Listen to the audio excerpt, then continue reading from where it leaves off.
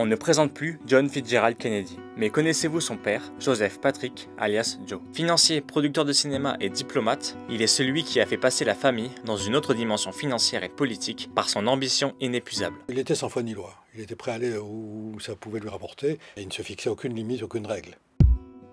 Joseph Patrick Kennedy est descendant d'Irlandais. Son statut de catholique le rend moins considéré, voire rejeté, notamment lorsqu'il étudiait à Harvard. Son père détenait des bars, c'est pourquoi Joe suit sa trace à partir des années 30, avec un commerce d'alcool florissant. Mais c'est dans cette activité qu'il est suspecté d'avoir échangé avec la mafia, notamment pendant la Prohibition. Il a trop trempé dans l'alcool pour ne pas avoir été mouillé dans la Prohibition, parce que son stock d'alcool, il va le conserver jusqu'à la fin de la Seconde Guerre mondiale. Et c'est en 1946 qu'il revend son stock d'alcool, ce qui veut dire qu'auparavant, il a eu des intérêts quelque part. Hein. La Prohibition a quand même duré de 1919 à 1933.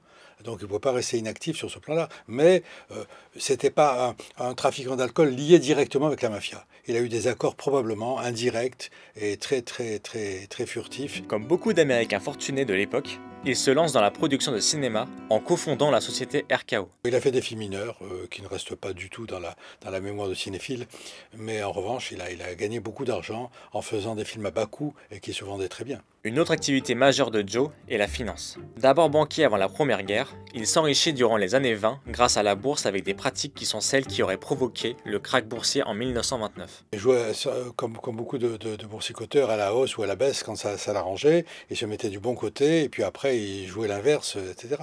Ces pratiques sont interdites en 1934 par Joe Kennedy, fraîchement nommé directeur de la Securities and Exchange Commission par Franklin Roosevelt. C'est le loup dans le poulailler, mais assez curieusement, il s'est très bien comporté.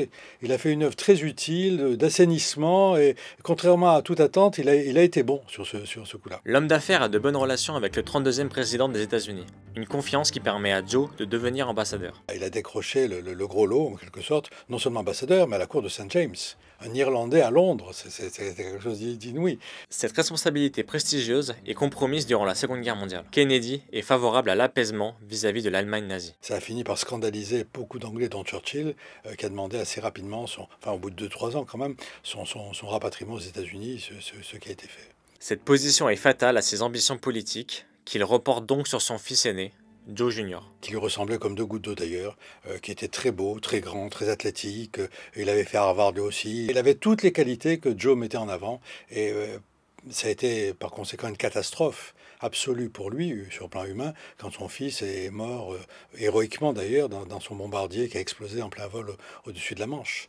Joe se tourne donc vers John Fitzgerald pour succéder à son frère. Mais le futur président s'éloigne politiquement de son père et prend son indépendance. Il a fini par le comprendre. La mort dans l'âme, mais il l'a compris quand même. Joe arrive tout de même à imposer Robert, le frère cadet de John, dans le gouvernement en tant que ministre de la Justice. Le patriarche de la famille avait une certaine emprise sur ses enfants. Une emprise à l'issue tragique en ce qui concerne Rosemary, rapatriée d'Angleterre en 1939 à cause de sa maladie mentale. Et lui a pris une décision absolument épouvantable, à savoir qu'il ne pouvait pas concevoir qu'un Kennedy soit affaibli, soit diminué, etc.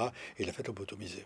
Durant les années 60, Joe est en retrait de la vie politique à cause de sa santé. Il s'éteint en 1969, après avoir vu 4 de ses enfants mourir tragiquement, alors qu'il avait tout mis en œuvre pour que la réussite ne leur échappe pas.